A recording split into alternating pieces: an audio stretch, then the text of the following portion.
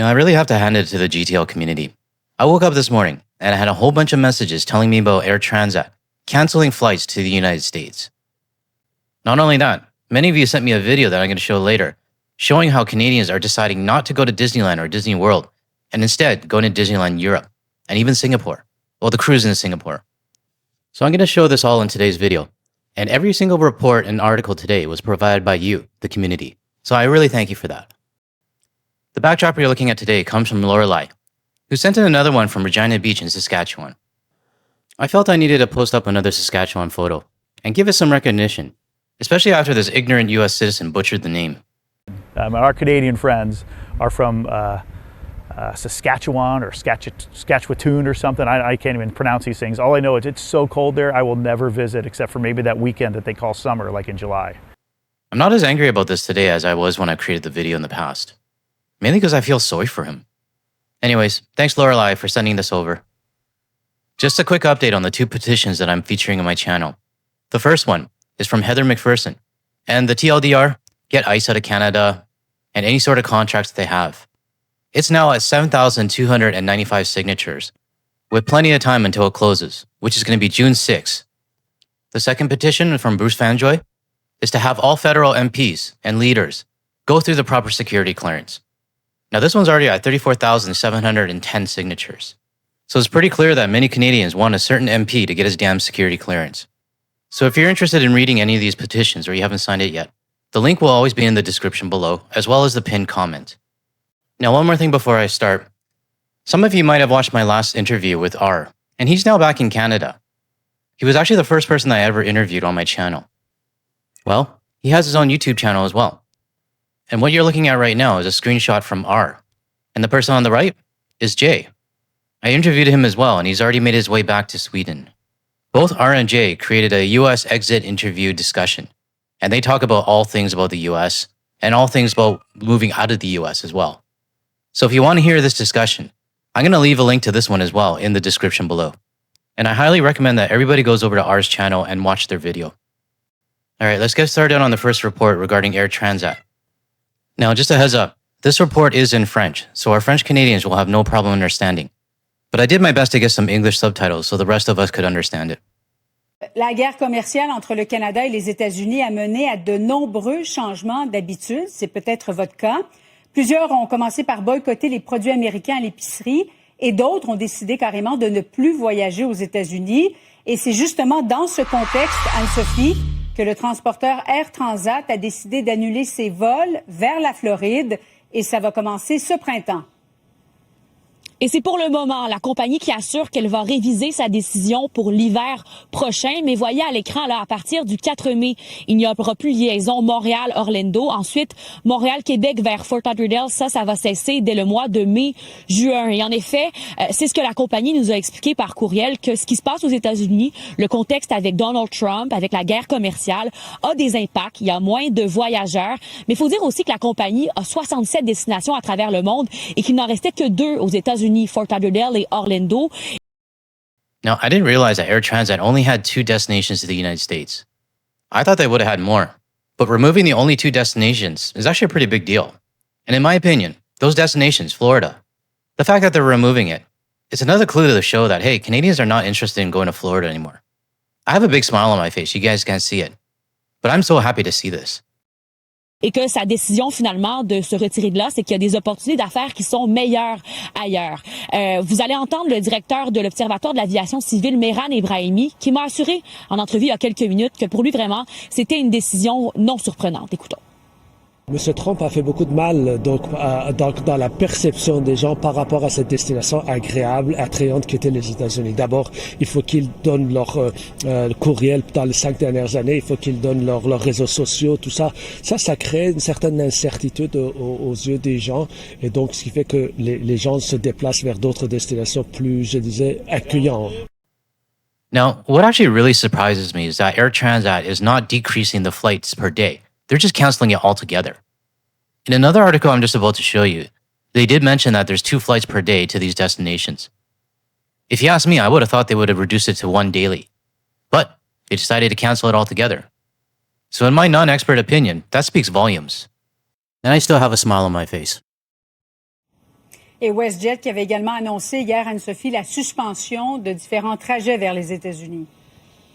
Quand même 16 destinations américaines et même Air Canada qui a réduit ses vols. C'est pas la première compagnie aérienne qu'on voit prendre une telle décision. Ça montre vraiment l'intérêt des Canadiens vers les voyages aux États-Unis. En fait, ça a chuté de 14% là en un an. On en parle souvent autant sur les voies terrestres que par voie aérienne. Vraiment, les voyageurs qui choisissent d'autres destinations et on voit une conséquence directe aujourd'hui. Comme le Mexique, les Caraïbes notamment. Merci beaucoup, Anne-Sophie.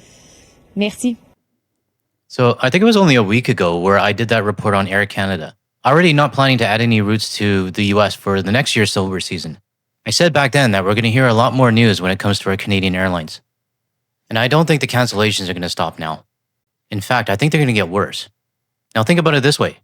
I'm only reporting the Canadian airlines. There's going to be airlines around the world that are going to be reducing their flights to the United States. So if anybody hears of any of them, let me know.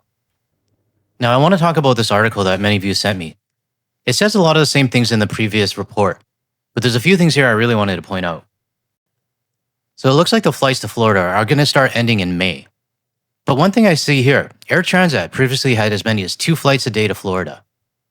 Okay, now that I see it, I might have been wrong. I'm not sure if that's 2 flights per day per destination or if that's just 2 flights altogether. But regardless of that, starting May, there's going to be no flights from Air Transat to the United States. I wish that would be for Air Canada and WestJet, but that's not going to be possible. Now this next screenshot, it says the decision on whether flights will resume in Florida next fall or winter will be determined at a later date. Now, we already know that Air Canada is not adding flights for the snowbird season later this year. I'm not sure if WestJet has announced anything yet or not, but either way, I think they're planning for next fall and winter is going to continue to not have flights to the United States. That's just my guess. I mean, with the way things are going right now, nobody's going to want to go there. And last thing I want to mention from this article, someone from WestJet, Julia Kaiser, she basically said that there was a notable decline in 2025. But she also says, there was no indication that this trend would change in the future. Demand for Latin American, Caribbean, transatlantic, and trans-Pacific destinations remains strong. So what does this tell me? It tells me that Canadians are still traveling. We're still going elsewhere, except to the United States. Now this next report, it's still related to travel.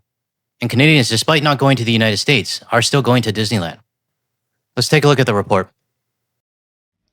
More Canadians are seeking out Disney magic across the Atlantic Ocean, even as global travel trends remain strong and fewer foreign visitors head to the United States. Travel agencies and companies specialising in Disney vacations say many Canadians are following through on promises to boycott travel to the US. Christine Fiorelli owns Canadian travel agency Fairy Tale Dreams and Destinations. Most are just open and honest. They don't want to step foot in the United States right now. They don't feel welcomed in the US anymore. They want low stress for a vacation, and they feel going to the States might be a little stressful. And I'm glad to hear that. I mean, you're going on vacation. You don't want to be stressed out. You don't want to have issues at the border. Or you don't want to be always carrying your passport or ID to make sure, just in case you get stopped by ICE. A vacation is supposed to be relaxing. And there's nothing relaxing about the United States right now. The agency has seen a 30% shift among clients who'd normally choose a US Disney destination. Now, many are turning to Disneyland Paris, which has become a different kind of holiday. For us, when we're going to Walt Disney World, it's a week-long destination. It's a vacation in itself.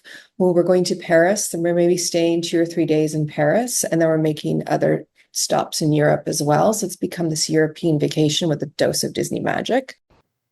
You know what I'm thinking right now? About all the money that the United States is losing. I mean, think about it this way. If you're going to be staying a week at Disney World, it's not just the tickets you're buying.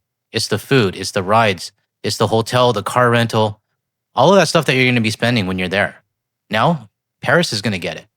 But hey, the MAGA idiots think that they don't need us. Kind of like these 2 idiots here. Also, of course, like, we could survive without a ton of international tourism. I think the tourism industry in America, and I don't know this as a fact, but I think our tourism industry is more based on domestic tourism. These are my go-to clowns when I need to prove a point, that domestic tourists are not the same as international. I mean, someone posted this in our Discord server. The average middle-class citizen is selling their plasma to make ends meet. So do you really think they're going to be able to afford a vacation in the United States? I wonder what those 2 clowns are thinking these days, because that video was kind of old. Because I think they made it right when Canada and the rest of the world started boycotting the United States. And I still have my smile on my face. Some travel agents say the political backdrop, including President Donald Trump's trade war, his threats to seize Greenland, and aggressive immigration enforcement, has made the US a less desirable destination. It's so different than last time. We had an idea before he won that it might affect our business, but we never thought it would affect it this much. For 2025, foreign travel to the US was down 5.4% through November, led by 4 million fewer visits from Canadian travellers, a 22% drop from the previous year. Now, back to that travel agent. I'm not an expert, I'm just a regular dude. But I kind of expected it, so I'm not too sure how you could not see this coming. I mean, 1 year ago, even before I had this channel, I knew we would get to the stage where a majority of the world is looking away from the United States and wants nothing to do with them. I mean, I hope this travel agent made some contingency plans, but my plan would have started last year in March. That includes travellers like Catherine Norris from the Toronto area, who has visited Disney World regularly with her family since 2008. She and her husband have now booked a Disney vacation in Europe and back-to-back Disney cruises departing from Singapore. For us to return to the US and visit Disney World or Disneyland, we would need a complete change in the current government and the way they operate. And it will probably be at least 5 to 10 years before we will travel to the US again, because we need to be sure that any changes that happen are permanent. Now, I think we can all relate to her message, but for many of us, it's going to go way beyond the 10 years that she stated. And some of us is going to be permanent. Disney executives recently said they have less visibility into the international bookings for the second quarter and are shifting marketing and sales efforts to domestic travellers. The company did not respond to an additional request for comment. In 2024, Canada was the top market for visitors to Orlando, home of Walt Disney World, with a record 1.2 million visitors. Visit Orlando has not yet released 2025 figures. And I'm going to guess those Visit Orlando numbers are going to be off a little bit, or at least not telling the whole picture. But at least for 2026, we know it's going to start to get harder to go to the United States.